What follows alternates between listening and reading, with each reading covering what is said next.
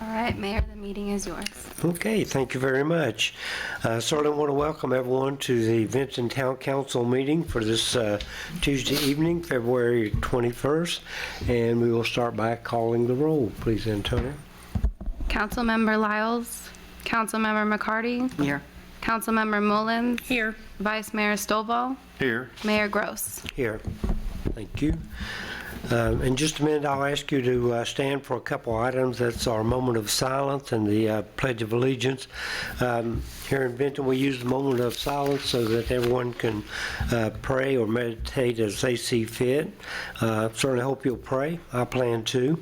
And if you do, I would ask you to keep this country and this community and certainly this council meeting in your thoughts and prayers.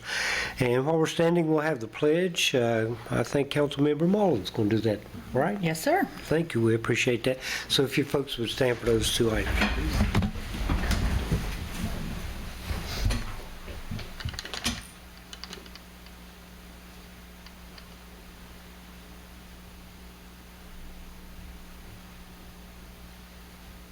Please face the flag.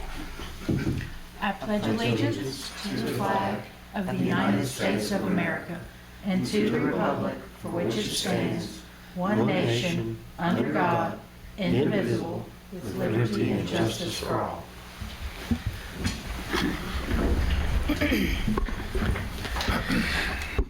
Okay, again, thank you folks for being here. I'm glad you were all able to find a seat. Just briefly, we want to mention the citizen guidelines. If you attend one of our meetings at the front door, we always have the agenda along with the guidelines for the rules of conduct. So now let's move to our upcoming community events. Councilmember McCarty. Yeah, You got that? bunch tonight. Yeah. Rosie's, all of these start at 8 p.m. February the 24th is the Flieger Hill Band. 25th, Lolo Chariot. March the 3rd, the Oddfellows, and March the 4th, Breaking the Chains, Stevie Nicks. Lancerlot, they have open skate from 1 to 3:30 p.m. Monday through Friday, and 10:45 to 12 on Saturday is the Theater on Ice. Benton Bowling, on Tuesday and Thursdays, it's $2 per game. Friday and Saturday is $15 unlimited. Both include the shoes. If you're looking for tumbling, cheerleading, ninja classes, birthday parties, etc., call Defy Gravity. They will evidently hook you up on that. Twin Creeks on the 21st, which is tonight, 5:30 to 9. Bingo is tomorrow night at 5:30. Trivia is Thursday night at 5:30.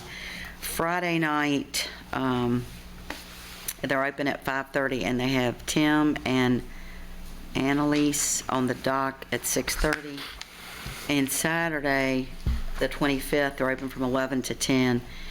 Brunch at the brewery, food on the go, Lazy Bulldog Bistro, and Joe Kissinger is on the dock. But get this, Sunday, February the 26th, they're open from 1 to 6, and from 2 to 4 they are going to have a baby goat snuggle outside. Oh, yeah. It's baby goat snuggle. My sister, she loves baby goats, so I hope she gets to come to that. I'll let her know about that. But So do you start inside Twin Creeks and kind of pregame before you go out to snuggle yeah, with the goat? then you go snuggle with the goat. That would be I'd so have to. cute. They are darling. Anyway, I'll let her give the goat a hug for me. Oh, all right. Well, maybe I'll go and let. Yeah, please. We've seen you on a bicycle. We got to see you snuggling with a goat. That's man. right. Don't forget about the Benton Dogwood Festival. It's coming up April the 29th. They are looking for sponsorships or volunteers. Jeff Tays is the contact person for that, for the Benton Dogwood Festival. Also, we have Clean Valley Day on Saturday, April the 1st from 9 to noon. Meet at Lake Drive Plaza and Kroger's parking lot at 8:45. Please let Anita know by Friday, March the 10th, if you plan to participate. Arbor Day is Friday, April the 28th at 12:30 at Herman L. Horn. Public paper shred event is Saturday, May the 20th, from 10 to 1 at the Benton Municipal Parking Lot. And the Dare Bench dedication is Thursday, May the 25th, from 9 a.m. at PFG. So that is from Anita. And I remembered the other day that, I don't know how long it's been, but I promised to give shout outs to our local restaurants, and I haven't done that in a while. Wanted to give a shout out to Bob's Restaurant. The Benton Networking Group met at Bob's for breakfast, and they usually don't open until 8, but they open at 7:30 for us, so that was kind of cool. And Our Daily Bread, Chris and I were able to go to the Valentine's Day meal that they prepared there, and it was delicious. It was their very first year of doing it. We thoroughly enjoyed it. I can't wait to see what all they do in the future. They were asking for our opinion of, what they could do differently and stuff, but it was very, very nice, and I enjoyed celebrating Valentine's Day in Benton. I'm having a hard time talking tonight. You're doing fine. Well, I'll just say, a Bob's Burger for breakfast is the best thing ever. It was good. It was very good. We have a lot of great restaurants in Benton. We're very fortunate, and more to come. Exciting. All right. Vice Mayor, you have anything extra for us this evening? Yeah, Mr. Mayor, part of the conversation you and I had, as far as reading a quote to start tonight's meeting off, as you very well know, or you've probably seen in the news in the last week, former President Carter has chosen to go in hospice and has gone home. And one of the things that I've thoroughly enjoyed since selling my company and I guess getting into semi-retirement is the fact of being able to research and look at things and read history like I love to do. And I did come across this quote from him, and I thought I would share it tonight. And it says, "I have one life and one chance to make it count for something. My faith demands that I do whatever I can, wherever I am, whenever I can, for as long as I can, with whatever I have to try to make a difference." Wow. Oh, man. So that was a quote that he has made and has stayed with him for years, and I thought I'd share that tonight. And he lived up to it. He did. Yeah. Thank you, Vice Mayor. We certainly appreciate that. Okay, with that, we'll move on to the next item, F, which is a request to postpone or change anything in the order of the agenda. Yes, sir, Mr. Mayor, I would like to add under consent agenda, unless there's objection from council, we have received $500. A donation was made from AMVETS to the Benton War Memorial in the amount, of course, in the amount of $500, and that's to go to their War Memorial Operating Supplies account. Andrew is in fact heading that up. We will come to council at a later date on exactly where we're going to spend that $500. Okay. And the HR director, I think Mrs. Collins also, so we'll see, figure out what we're going to do with that money. Awesome. Okay. And so that should be added to the consent agenda. Yes, sir. Council, any objections to that amendment to the consent agenda? No. If not, we'll proceed. So you've heard that one addition. Any other additions or changes? If not, we'll consider a motion to approve the consent agenda as amended. I'll make a motion to approve it as amended. I'll second. Okay, we have a motion and a second. All in favor, please signify by saying aye. Aye. Those opposed, same sign. Thank you, folks. And Andrew, I guess you'll have some history about the AMVETS and all that from at the proper time, right? Yes, sir, it's correct. We've Okay. kind of discussed some creative ideas to use that, and we'll talk a little bit more about the organization at that time. Great. Thank you, sir. Appreciate that. All right. With that, we'll move on to our presentations for tonight. And we have with us Ken Fay from Roanoke County Real Estate Evaluation Director, actually from Roanoke County. All this exciting news you got, right? Good to see you again this year. Good to see you as well. You're welcome to come, by the way, throughout the year, you know. So. Well, I'm right down the road, so I'd be Oh, are happy you? to do that. So. Okay, great. Oh, there's a clicker right there. It should work. Not? 1 second.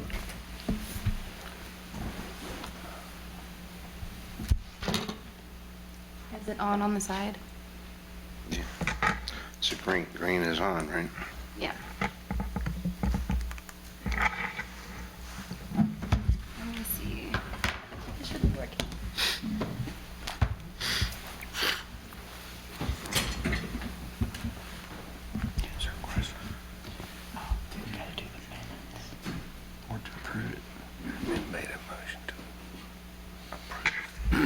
Oh, Sorry.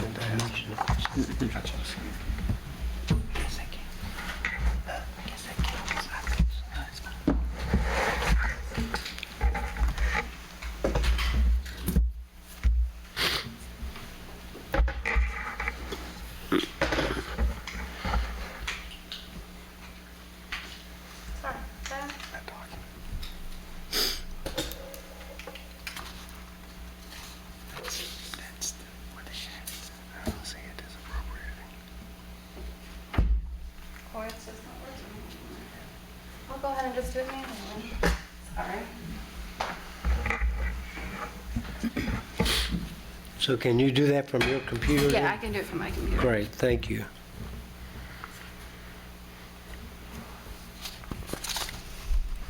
Okay. Okay, good evening, Mr. Mayor, members of the council. I'm here to discuss the 2023 real estate assessment. There are positives for the town of Vinton. The economy is growing, and the assessments are stronger than it has been in several years. And while this is a positive, it's important to understand that the pandemic and the economic recovery are an anomaly, and economists predict these trends will not continue at present levels in the future year.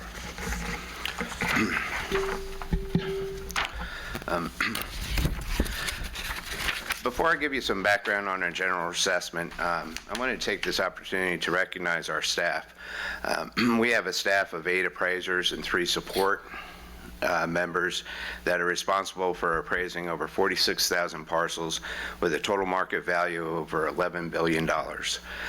Given the volatile real estate market of the past couple of years, the appraisal staff has done a commendable job. So I just want to take the opportunity to thank you for allowing me to recognize them. So a little background about what we do. We assess all properties every year with an effective date of January 1. After the reassessment notices were mailed out after our January board meeting. And the Code of Virginia requires that real estate be assessed at 100% of fair market value. Our appraisal staff is responsible for identifying, locating, estimating the value of all properties within the county for tax purposes.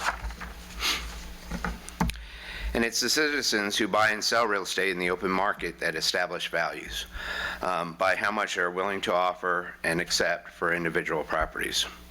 Our staff evaluates these transactions and value properties equitably with similar surrounding properties. And as far as evaluating transactions, we look for sales that are representative of the market. There are sales that are disqualified for a number of reasons. For example, a foreclosure or an estate sale.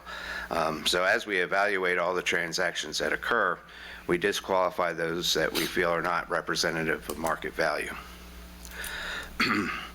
There are differences that exist between individual properties and between neighborhoods across the county and certainly within Vinton.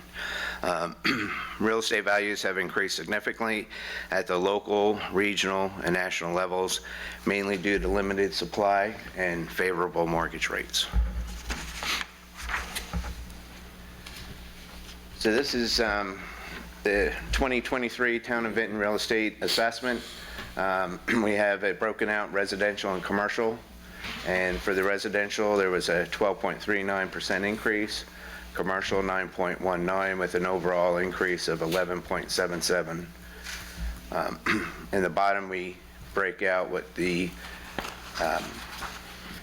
assessment increase is attributed to. We have the new construction at just under 1% and the market value at 10.86.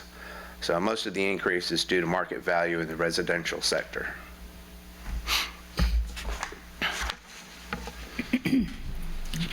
Here we show assessment growth and history in Roanoke County in the last 10 years. You can see back in 2013, we were still coming out of the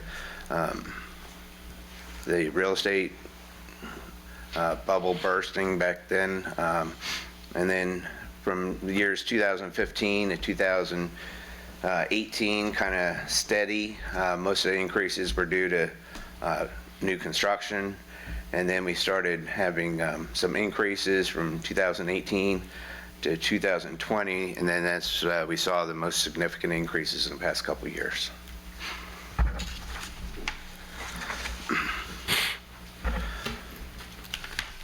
Here we're showing our assessment growth history with inflation in Roanoke County.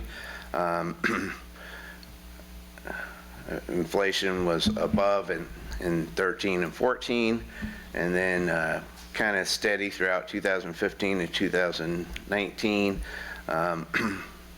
And you can see in the last couple of years the assessment growth has actually exceeded the inflation.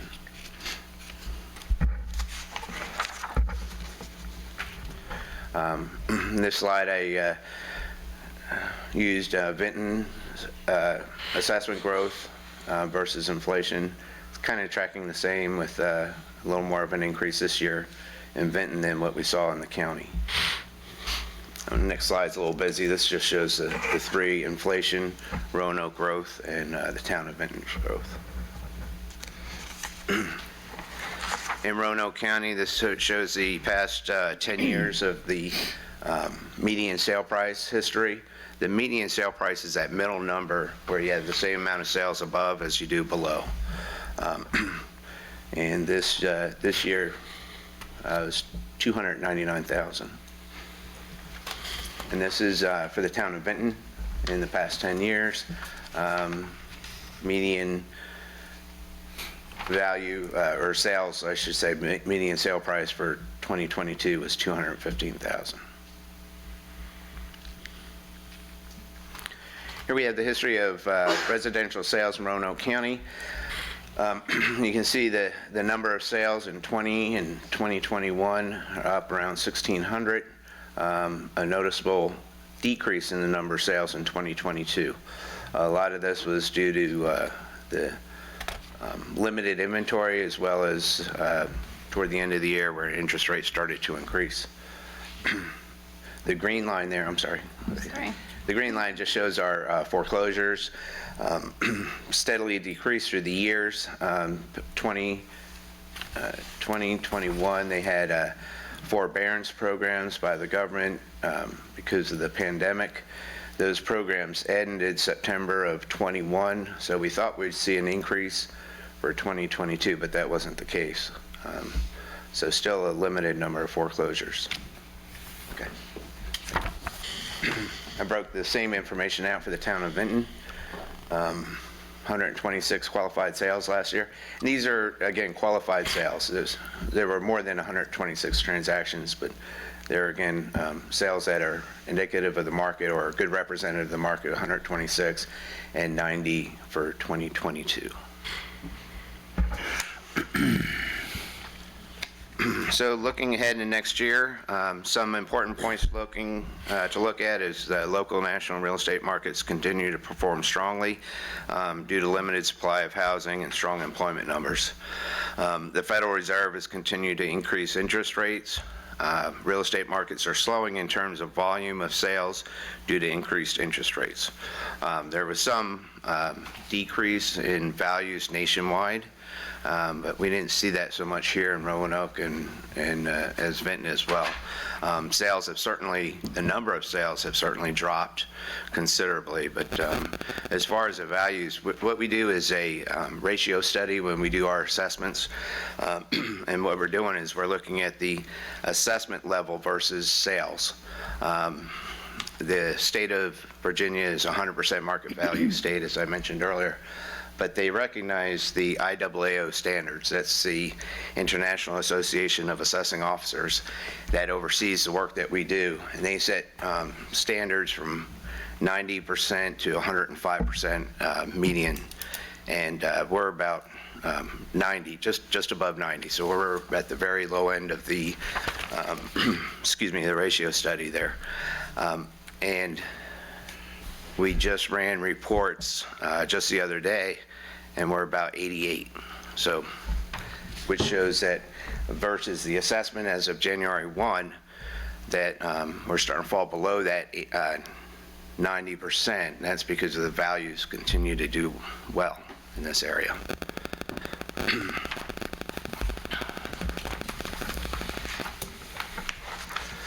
And then these are our hearing dates. Notices were mailed out this year, January 10th.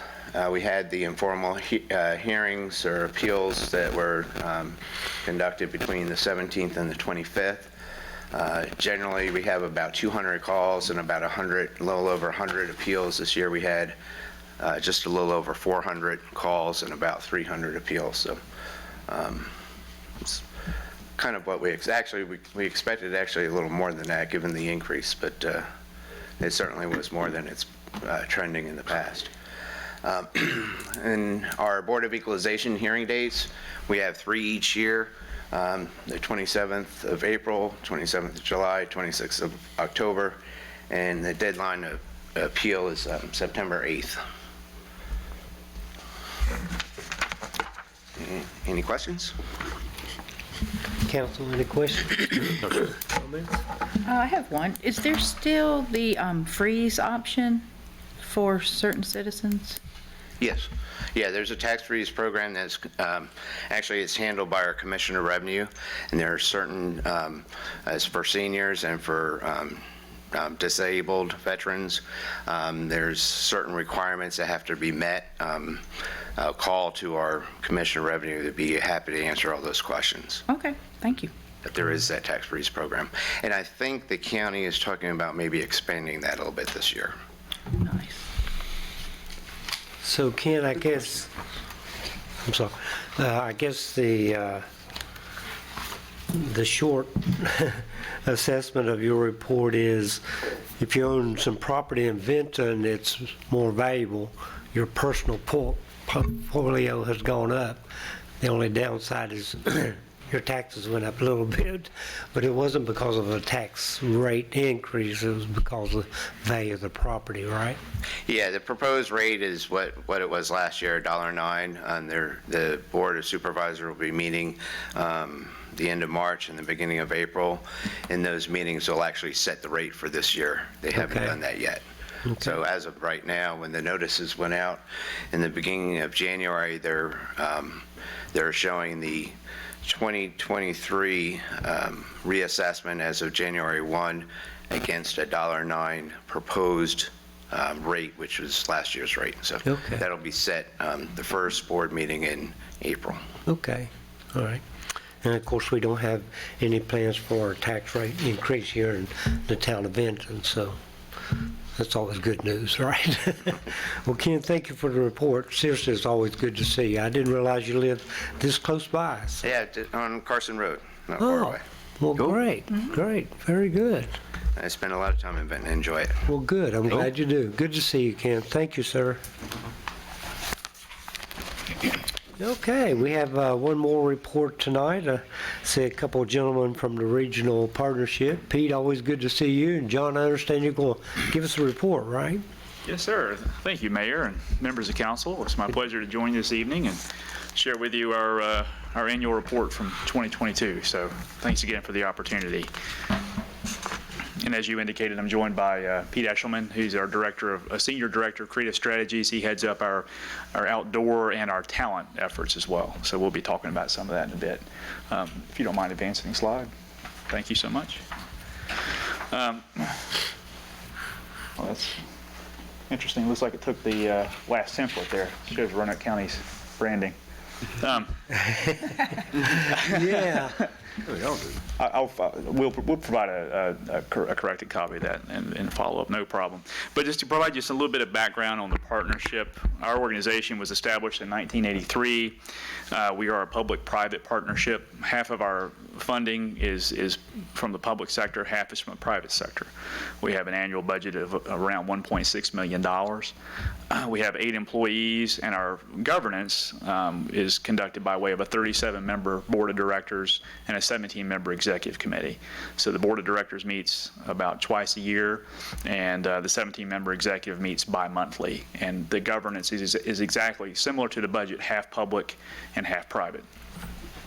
In fact, Mayor Gross, you're on our board of directors, and as is Mr. Peters, and Mr. Peters is on our executive committee as well. So thank you for your service there. It's a pleasure.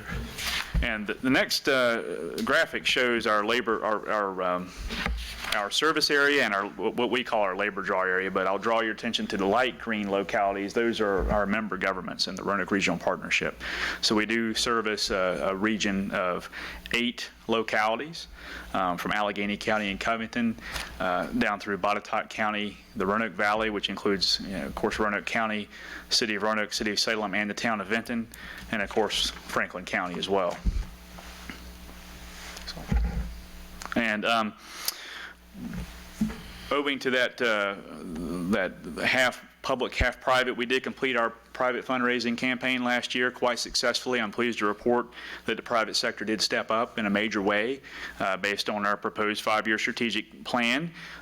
We had proposed raising $3.6 million of private funds, and we did exceed that goal by 12%, raising $4 million for the next 5 years.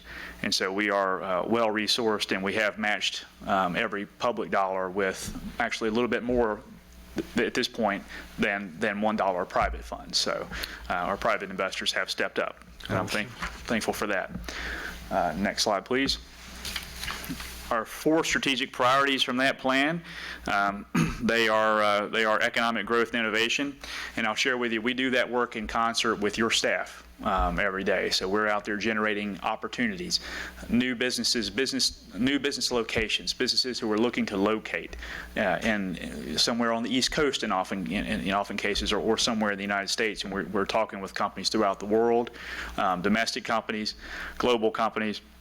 We're assisting with expansion opportunities, and we do that in cooperation with your local staff. We do that with each of our partners, and so we generate an opportunity. We then share that with every single one of our government partners who have an opportunity to respond.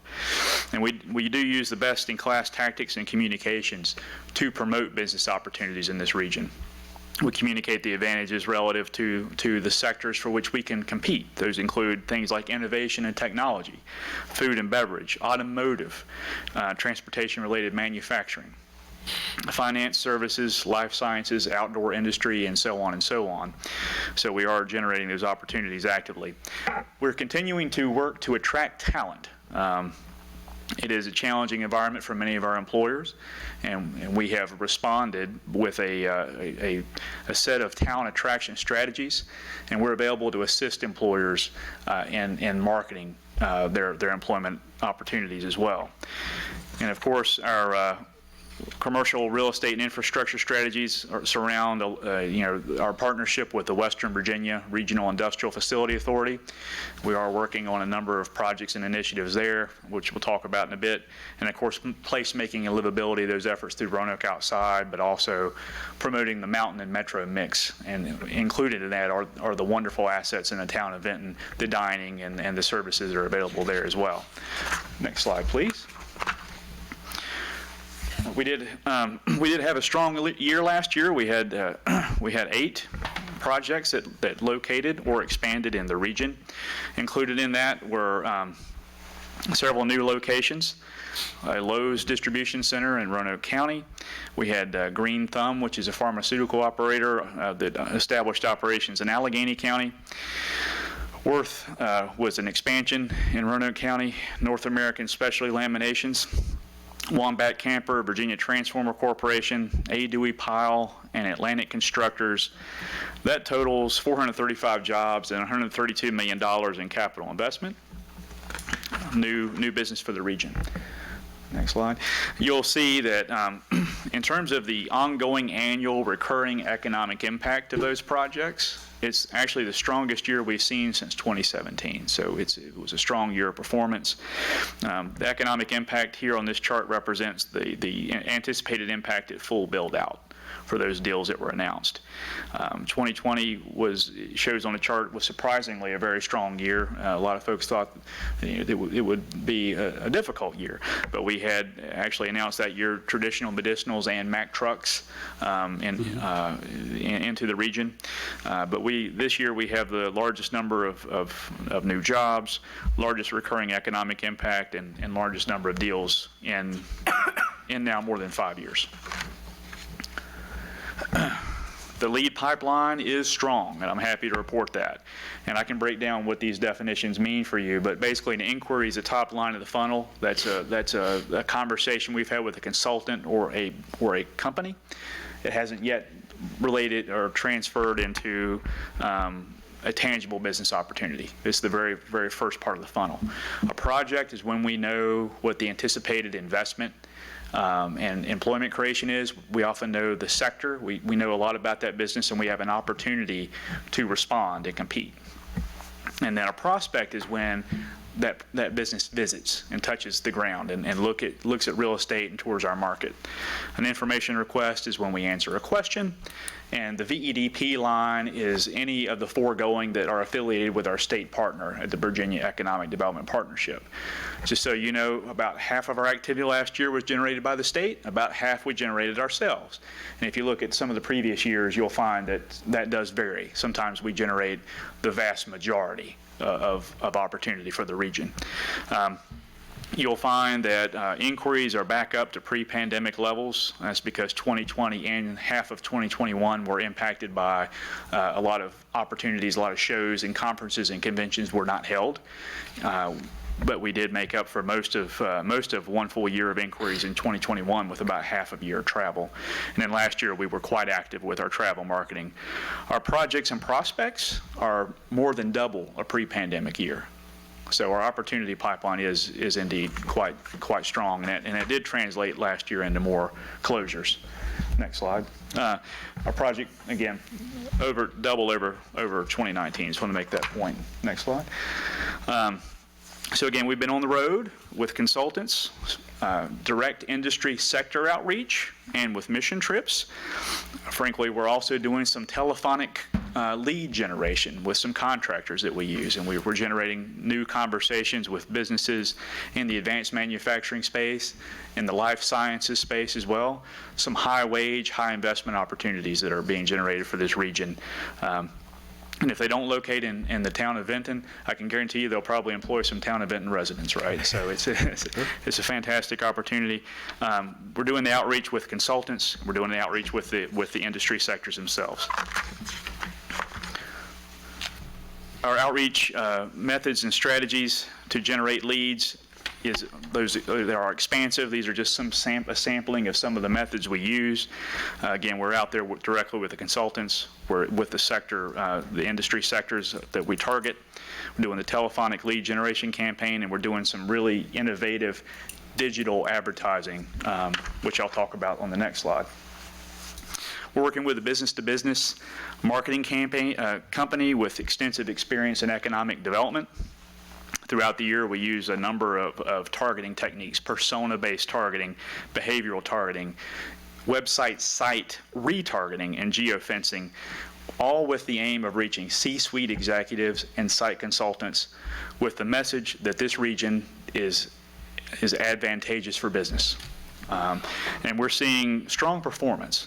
We're told by we have experts in the office, Stephanie Long, our director of marketing, with extensive digital marketing experience.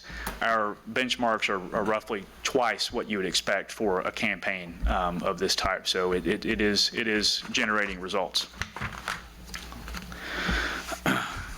And in last year, we did hold a very unique digital webinar targeted at developers and consultants and companies in the life science space to tell the story of our region as an innovation region. We had, on our call, we had Don Hallowell with Carilion and Dr. Friedlander, Virginia Tech Carilion School of Medicine and Fralin Biomedical Research Institute. Pleased to report we had an excess of 120 attendees. A number of consultants, real estate professionals, and developers did join and did hear that message. And this content is now evergreen content. It lives on our website, and we continue to point traffic to that by way of some of those digital marketing techniques I just referenced. Last summer, we were happy at the partnership to have the opportunity to host the Secretary of Commerce and Trade. That's Karen Merrick, as well as the CEO of VEDP, Jason L. Kuby. And we were joined by Mayor Gross, and I think Mr. Peters as well, for a dinner of local and regional leadership. So that was an opportunity to connect with Secretary Merrick. We did tour her through the region, showed her a number of the wonderful business sites, as well as some of the advantages here to locating in the region. And we had a dinner where we were able to offer our leadership, public and private, the opportunity to mix and mingle with the Secretary, as well as hear some of the administration priorities. And I'm pleased to report that I heard echoes of some of our regional perspectives in some of the administration's priorities legislatively this year, so I think it was highly impactful for the region. Last year, we did support efforts to increase site readiness throughout the region. We supported our local governments in applying for the Virginia Business Ready Sites Program funding, which is a unique state opportunity. It's been around for quite some years, but there's over $150 million that are being invested over the next 2 years. So $90 million of that $150 million was just announced. And our region was successful in securing 3 projects in the region. It's total $3.88 million. And that's the highest amount awarded to this region to date for site investment. And economic development is an elimination process, and the degree to which we can prepare this real estate and reduce risk in the mind of our clients, our ultimate clients being the companies that locate here, the more competitive we are for investment, and that work continues. We do have the talent program at work. I wanted to provide some updates there. We did a brand refresh of Get to Know Noke last year. The folks you see on the screen are our talent ambassadors. Very, very proud of that group of folks. And so they represent a mix of professions, a mix of backgrounds, all around the goal of demonstrating community for those who might evaluate moving to this region for work, or some of which may take their job with them, such as remote workers and others who may move here. But we did refresh the Get to Know Noke brand. We ensured that the graphic identity of that brand was more representative of the entire region, not just of the urban environment, but also of our outdoor opportunities and so forth. We are in the process of developing a new talent portal for Get to Know Noke, a new website, and we did engage in some out-of-market advertising collaboratively with the Roanoke-Blacksburg Regional Airport in the Northern Virginia market to promote this region as a destination for remote workers. In fact, we're looking at some partnerships in the year ahead with Visit Virginia's Blue Ridge and the Verge Group, the innovation group, to message again to Northern Virginia to attract some of those folks, those remote workers and technology workers to our region.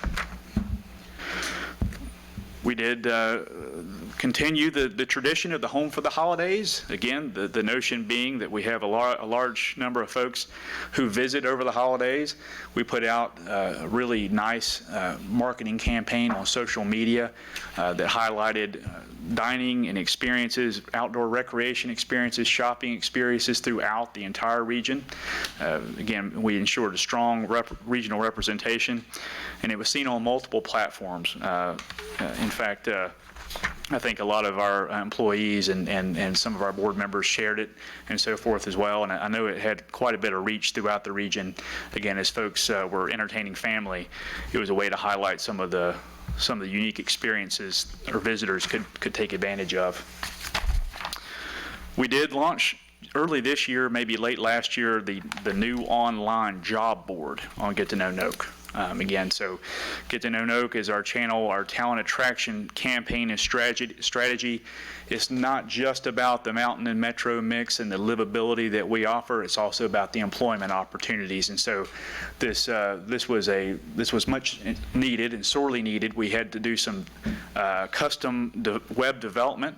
We did secure a source of jobs that crawls the entire internet and does compile that automatically.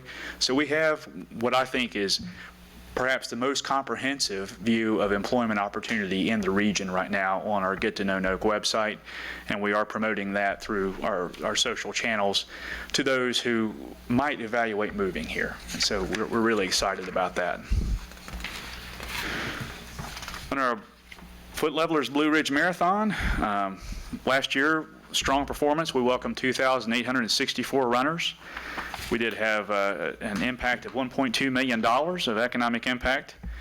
And we hosted a full weekend of entertainment through the Freedom First Down by Downtown Music Festival. 13 music venues and 30 different shows. And of course, we want to make a special thanks to the town of Vinton for their willingness to assist with the law enforcement challenges, because it's been difficult for a couple years now to provide the law enforcement support, and the town of Vinton was very gracious to offer their support, and that was much appreciated. Cyclocross is a unique race series event. We attracted a new audience of cyclocross racers, athletes interested in competing the entire series. It's kind of like a combination of bikes and an obstacle course, okay? And it's over here in Fallon Park. This year it was simulcast internationally on Discovery Plus and the Global Cycling Network, generating a new audience introduced again to our region and to our outdoor culture. We had a 25% increase in participation and economic impact from that event. The Go Outside Festival returned downtown, once again with expanded footprint. We had a committee that was committed to equity in the outdoors, and we had some new parts of the event. The most accessible venue, and of course we had a partnership with the nonprofit Humble Hustle to increase the diversity in the outdoors. And we had a successful year, 12% increase in attendance, 147 separate activities, including Highline walkers who balanced above the crowd, I think, one night and above one of the streets downtown. So it was quite a spectacle. Tricks were performed 5 stories in the air by those folks, and we had a 47% increase in vendors from last year, and an economic impact of $2.1 million on the entire region. And in fact, if you total just our events alone, that's $3.7 million of annual economic impact. That includes the marathon, Go Fest, and Go Cross. And of course, not only are we marketing the outdoors and building the outdoor community through events, but we're also actively investing in the outdoors. And so over the last 3 years, we've invested $150,000 in funding and proceeds from our events, and from, frankly, folks who want to invest in the outdoors through investing in Project Outside. And we've done a good mix of projects throughout the region: maintenance, new infrastructure, and organizational support as well. And I'd be remiss if I didn't mention our excellent research staff. Matt Miller, who's our Director of Market Intelligence, is a fabulous professional. We maintain over $20,000 in subscriptions annually to provide those businesses who are evaluating our region with the answers they need. And those services are available to you and your staff. And we actively work with Mr. Peters and others on his staff to answer questions and provide support. We have a number of capabilities, including GIS, economic impact. We can figure out economic trends, look at housing data, migration, demographics, and more. So I just want to point out we're a resource, and we do roughly 300 requests a year to nonprofits, business, and government. So thank you so much for the opportunity to join you this evening, and certainly would welcome any questions that you have or comments, and just, and again, very appreciative of the opportunity. John, thank you very much for a great report. Council, you have any questions or comments? No, sir, nice report, That's thank you. very nice. Thank you very much. Very nice indeed. And I got to say, just briefly, I consider the partnership kind of like the unsung heroes of our valley. You know what I mean? Thank you. You guys do so much for this valley and attract so much business and, of course, help existing businesses. And I noticed you used the word partnership 2 or 3 times. That's one of our favorite words around here. And I think that's what we have to do here in this valley. And I think you guys are a great example of how that can work well. You just do a great job. And the other thing, too, that I would just like to emphasize what you said. This is just not a government entity, you know. Obviously, the private sector sees the value of the partnership because, I mean, let's face it, business is not going to invest something that they don't expect to get a return. And to see our private businesses and industry to step up and support the partnership, to me, is just really significant. It just verifies what you guys are all about. So I appreciate the job you do. Love your staff. I think you guys are great. You really are. Thank you so much, Mayor and members of council, and we're very appreciative of your leadership and our partnership with you and for your support. Thank you. Thank you, sir. Thank you. So you bet. Thank you, sir. Okay. With that, we'll move on to citizens' comments and petitions. This is reserved for anything that's not listed on the agenda. Don't see anyone. And I don't see any briefings listed nor items for action. So that brings us to town manager's update. Please, sir. Mr. Mayor, I had a couple of follow-up announcements for you, but in the information of finding out that Keith wasn't going to be here, I think I'll save those till next council meeting, if that's okay. Sure. So otherwise, I have no updates unless you have any questions of me. Okay. Folks, y'all have anything for the town manager to see? No? All right. And with that, then, we'll move on to the reports from the committees. Andrew, I understand you're going to do the Finance Committee report? Yes, sir, it's correct. Good morning, good morning, good evening, Mayor and members of council.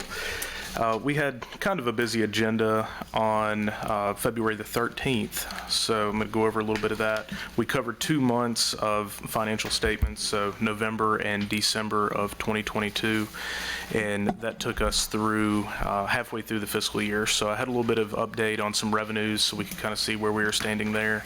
Our parimutuel tax revenue was about 59% through December. Of course, we like to see things above 50 if possible at this point.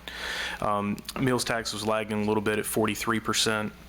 Our occupancy tax for short-term rentals was at 88%.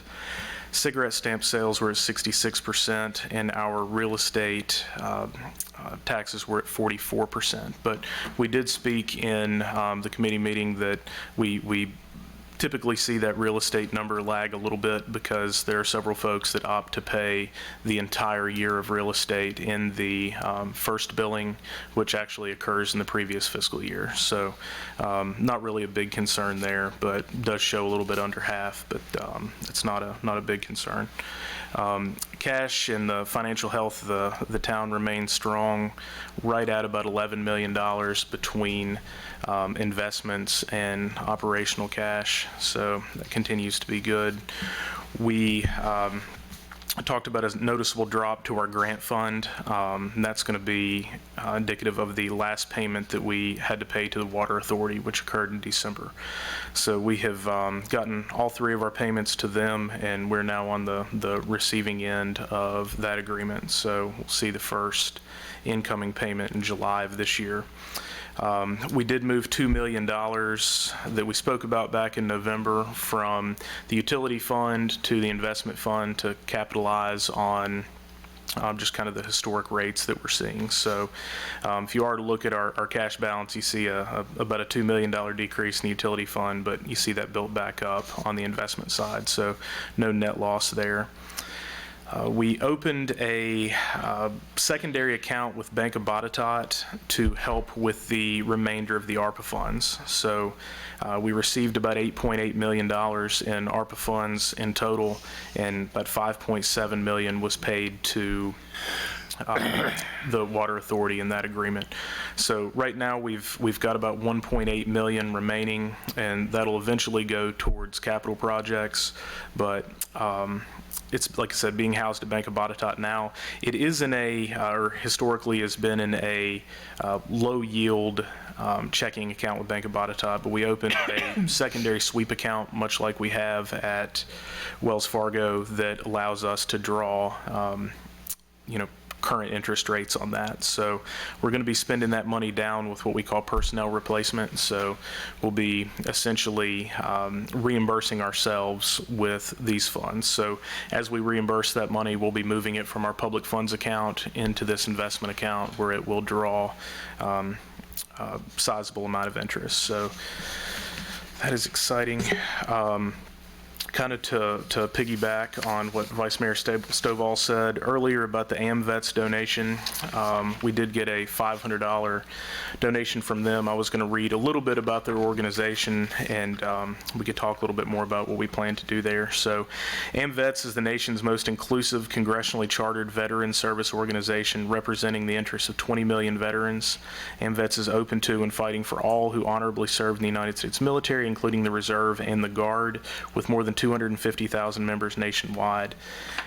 They are veterans serving veterans. So they're about a 90-year-old organization, and this is the third year that we have received funding for them, or funding from them for our War Memorial. But we talked a little bit about kind of creative ways to use that, and we'll talk more about that as that materializes. We chatted a little bit about Mountain View Road. And I know everybody's kind of interested and concerned about what's going on there, but at this point we're waiting to hear from VDOT in several areas. So the town has got about $600,000 ready and allocated for that project. VDOT has allocated $500,000 in revenue sharing, and the town is ready to allocate an additional $500,000 from the money from the Water Authority when that comes in July. So we're looking at about $1.6 million in costs there. Still waiting on them to nail down that figure, but the overall thought seemed to be that we're ready to start that project when they are, and we're committed to that. So, And the key is we'll start it where we paved at Chelan and go to Washington, not go back to the county line and come all the way. okay. Yeah, because we talked about, Yes, sir. is that correct? We talked about starting at Chelan and going that way. Yes, sir. That's correct, yes, sir. Donna Collins came and spoke to us about some proposed changes to the employee handbook. We talked about that, nothing major. She had asked that we change the classification of a full-time employee from 40 hours per week to 30 hours per week to further align federally with the Affordable Care Act. And also changing our PTO policy. Folks that are on long periods of suspension, administrative leave, or extended leave leading into a retirement would not be eligible to further accrue PTO during those periods. Lastly, there was discussion about a police department contract proposal. And this would hold new recruits that have gone through the academy to 3 years of service and certified officers to 2 years of service. The thought there is to kind of capitalize on the town's investment in them. So essentially what would happen if they left prior to those thresholds, they wouldn't owe anything out of pocket like some other local localities, but they would essentially be forfeiting their PTO payout to kind of reimburse the town for their costs at the academy, training, and then the custom fitted ballistic vests that each of them are outfitted with on hire, or upon hire. And I believe that is about all we had at the last meeting. Do you all have any questions? All right. Very Good good. Thank you all. report. Good report. Thank you. Yeah. That's a good committee to serve on, isn't it? It is that. Vice Mayor, It yeah. is that, Mr. We Mayor. should. All right. Nathan, are you going to do the Community Development Committee report? Good to see you, sir. See you too. Good evening, Mr. Mayor, members of council. So today, let me give an update on the items of discussion for the first ever Community Development Committee meeting. It's chaired by Mr. Lyles and Mrs. McCarty. So the first matter of discussion we discussed as a group was in relation to the downtown fire block demolition and redesign. So the first part of the conversation just related to the project in general with the demolition. So in general, there's obviously with the building still standing, there's the demolition phase, but then also concurrently with that, we are incentivizing the future redevelopment through the assistance with the design using the services of Hill Studio. And so the project includes both the buildings that were owned that were either directly impacted by the fire or ones that will be adversely impacted indirectly by the demolition of the buildings that are connected. It has also been confirmed that the old former Red Jasmine building will also be demolished, but the property owner, Sergio Valera, and his insurance company are prepared for this loss and are planning to be be proactive in planning for that. The demolition permits have been pulled by the demolition contractor from Roanoke County's Office of Building Safety. As you know, the road closures are still being implemented by the town for public safety reasons.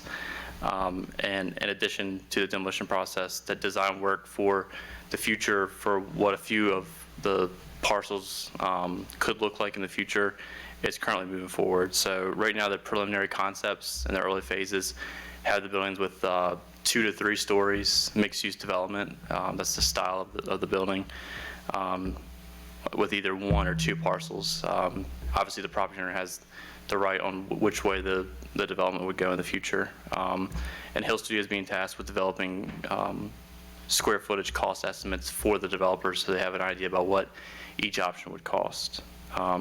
Also, possible incentives from both the town and the county are also being researched for when that future development would occur. And feel free to ask any questions during each one of these items, or you could wait till the end. The next matter of discussion was the Vinton History Museum Lift Edition project. So thankfully, no ADA rules and regulations were triggered by the work being implemented at the project. Hill Studio has designed a way to match the original look of the outside of the building. And actually, do you have a picture of what the rendering currently looks like? But it'll, like I said, it'll match the outside facade, match the historic nature of the existing building. The town allocated $25,000 last year for building improvements because they were having issues with water infiltration in the basement. And thankfully, town staff in-house were able to greatly reduce the issues there without having to use those funds. But the town will not be allocating new funds towards this lift addition because of that. There's the funding from last year that wasn't utilized. The next project we discussed is the Cleveland Mart redevelopment project. That's the former Cleveland Mart and the adjacent vacant parcels to the left of it on East Cleveland. There's private investors currently interested in the property with 3 possible design and use scenarios. The highest and best use, or the one that incorporates a mixed use that has residential and commercial components, which would include 6 to 7 apartments and a front office use or any form of front commercial use, is currently the use that obviously the town would prefer to move forward because you have residential components and commercial. However, there are 2 alternative scenarios if that option was to become cost prohibitive. The blighted house to the left and the trailer will be removed regardless of any of these scenarios.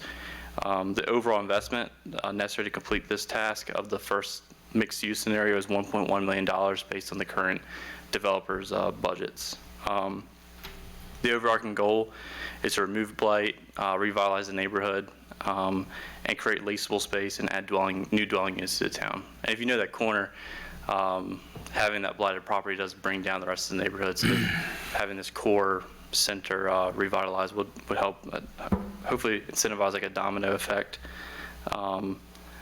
And currently the town has signed a letter of assurance with the development team and is actually meeting with these individuals to develop a more formal performance agreement that includes both in-kind town services and robust, straight financial incentives. The performance agreement is not to exceed $250,000 in either the in-kind support or the financial reimbursable incentives that are built into that future performance agreement.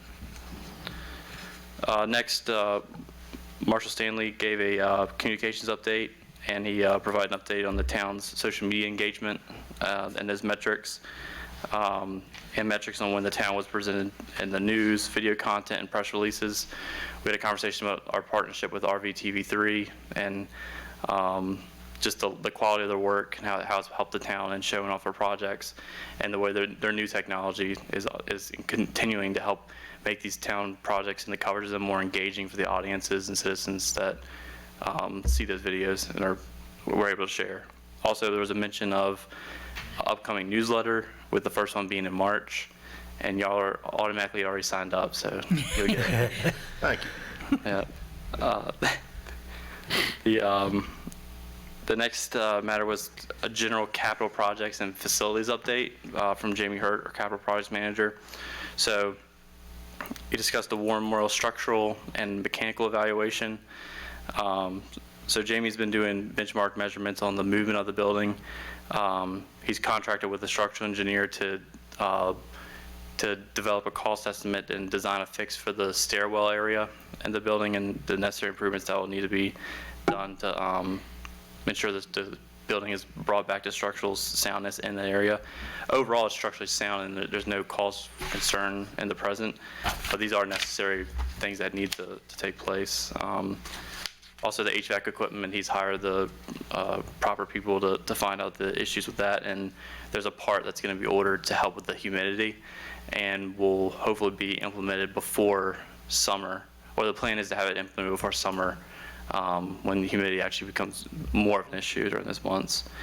The Wanted Avenue parking lot project on Wanted Avenue adjacent to the farmers market, the plans have been submitted to Roanoke County for review, so that project is currently being reviewed by both Roanoke County and town staff, and we look to have the bid out sometime in April based on this current timeline.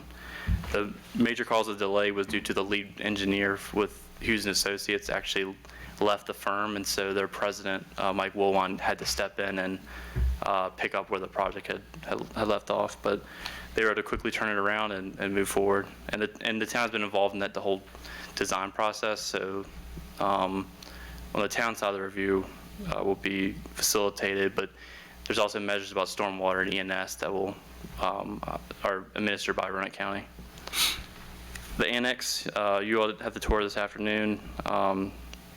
Once again, I just wanted to state that a lot of the in-house savings, so able to use town staff to do a lot of the work, has saved the town a lot of money and funds. A lot of the tasks are done, like included the disassembly, the demolition, data wiring, landscape removal, and we're currently gathering quotes for the work and things that we can't do in-house. But then and also there'll be contractors back in the building this week, back to work in that building. Final note on capital projects and facilities is the farmers market water damage to the bathrooms. And so we were able to work to negotiate with the insurance company to get achieve a favorable outcome for the town. And so the disassembly, plumbing, and floor coating will be done in-house, once again, through town forces. So a lot of money saved over the in-house service that we're able to provide with our employees. Nathan, those, Yes. that farmer's market restroom thing was because of the cold weather, right? The pipes? Yes, the pipes bust during the January freeze. And it was actually, we did have measures in place to prevent that. There was heaters inside the bathroom, but a volunteer at an event had cut off all the breakers before the last event, And so those waters the pipes have burst, and it causes substantial water damage. But thankfully, it seems like the insurance company is going to be able to cover a lot of the cost of damage. So we'll actually have a better product and post-construction. We'll have better bathrooms after this. Thank you. Yes. The tree inventory grant, Fayula Gordon, our associate planners, will be working on that. They're going to, it's a grant to develop a public land inventory of all the trees on public right-of-ways or public land in the town. This will help with, as we move forward into our comprehensive plan this coming year. Also plan to develop it can also be used for the future development of a tree management plan or program, or to find future Arbor Day tree planting locations, and that study should be completed by the end of the year. The housing study update, so the River Park Shopping Center housing study is entering phase 2. That's the site planning phase, and so it includes the River Park Shopping Center and a lot of the adjacent parcels around that development. The first phase of that housing study included a general housing market study for the entire Vinton area. And phase 2 and phase 3 specifically focus on River Park and the idea of it becoming potentially a new town center in the future. Phase 3 will be a feasibility planning, which will be based on what is the outcome of the site plan. But right now it's like, when you're saying a town center, and the current property owners are heavily involved in that process, but think a low impact, a lot of green space, with mixed uses, townhouses, apartments, commercial uses, all throughout that existing corridor. And echoing Andrew, Donna also presented on the updates to the employee policy and PD contract. And then finally, we just covered upcoming meetings and events, including the council retreat on March 24th, Clean Valley Day April 1st, the State of the Town April 6th, and then also the Arbor Day event on April 28th. And that covered all of the meeting. So, pending your questions, that's all I have. Council, you have any exciting. questions? Just a couple of comments. I mean, I know you touched on the beginning about the Lee Avenue and Pollard Street. I mean, of course, I'm sure like other council members, but, for some citizens that was talking to me the other day, I mean, the fact that I reiterated to them that we don't have the building and zoning. The building and zoning is, of course, in the county, and that there are other players involved. And, of course, I think we're 7 months in, according to your letter that you wrote, which was a nice letter, by the way. And just to let the citizens know that we're on top of it. And, the other side, the other people's going to have to move also so that we can get that project demolished or demolished. Yeah. Thank you. Good point. Thank you. Thank you. Man, you guys were busy at that meeting, weren't you? Oh, were. Sound like a good meeting. Yeah. Yeah, it's a lot of different Kidding. topics, a lot of different staff members involved as well, departments. Wow, good meeting. Way to go. Way to go. Sounds good. One thing that you mentioned, a couple of different projects there, but in particular on repair of the restrooms at the farmers market. If I understood you correctly, I think we're going to do that with our own folks. Is that right, for the most part, or not? As much as we can. As much as we can. Yeah, so And that's the same thing we're hearing about the building that we're going to use for the new offices next door. So, we're doing a lot of things now with our own forces that we couldn't do before when we were tied up with the water repairs. So that's encouraging to hear. Exactly. That we can do all that stuff and obviously save the citizens, the taxpayers a lot of money. So good report. Yeah. All right, any other questions, comments? Thank you, Nick. Thank you, Thank sir. you. Good job. Good report. Okay, with that, we'll move to comments from Council. Vice Mayor, you have anything further this evening? Just pancake with the police this morning. Thank you. It's always nice when you get the police department to, assist you in a meal. That was nice. We did have, the mayor and I did meet Renee, the actual owner. It's got a very positive outlook. I did tell her about you and I at the last council meeting when they laid down pancakes for police at Renee's. We're like trying to figure out Renee's. I'm like, well, I was raised in 1100 block, so we got to go down Washington Avenue. But she's got a great outlook. Things are definitely moving up for her. She had a little glitch in her sign, but the sign's supposed to be showing up here pretty soon. And she's excited. She's excited to be in Vinton. So. Yeah, yeah, that's great. Yeah, it was fun. It was good. Yes, sir. Maybe you have anything further this evening? I just want to thank our talented staff, per usual. What a great job they're doing. Like you said, Public Works can get some more work done than just water, and Yeah, it's showing right away. So that's wonderful. it is. It is. And you know, if I might just briefly mention, you mentioned the water thing. It kept our folks really busy. The water system in the town of Benton had been a point of pride for many years, and our staff worked hard, as we know, for decades to give good service, and they did a good job. They gave good service. The repairs and the service that was required on the water system many times took priorities over other projects. So it was difficult for them to finish projects. They get started on something and have to pull off to do a water repair because it was such a priority. So yeah, it's a big difference. I'm sure we'll still get good service from the Western Virginia Water Authority, but our folks made quite an effort for a lot of years. Well, and on that side, the Water Authority's already working on, for example, Cleveland Avenue, which Yeah. we just couldn't get to, and Yeah. it's happening. Good point. Yeah, they'll be, I think they'll be replacing the entire main up through Cleveland. Isn't that right? Yeah. So very good. Anything further, ma'am? Yes, I failed to make one announcement. There is a business after hours that the chamber will be, well, they won't be hosting it. They're hosting it at Twin Creeks Brewery, but it's an after-hours event, and it's Wednesday, no, it's Tuesday, February the 28th from 5 to 7. So it's a great opportunity to go, enjoy a local business, and meet other fellow business members, do networking, so Yep. great opportunity. We do a lot of networking, don't we? We do. Yeah. Our networking in the community. Yes, that's for sure. Yeah. Well, and Lori, as you mentioned, I too would like to thank our staff. They continue to work hard and do a great job. And Andrew, you mentioned it, but I just want to give an extra shout out to the AMVETS. We certainly appreciate their donation. I think you said this third year in a row. Yes, sir, it's correct. Wow, that's pretty neat. So certainly want to thank them. And you know, as I say, our staff does a great job, but Marshall in particular, I wanted to thank you for the links that you provided to the videos. I didn't realize we had so much publicity going on, so I appreciate you doing that.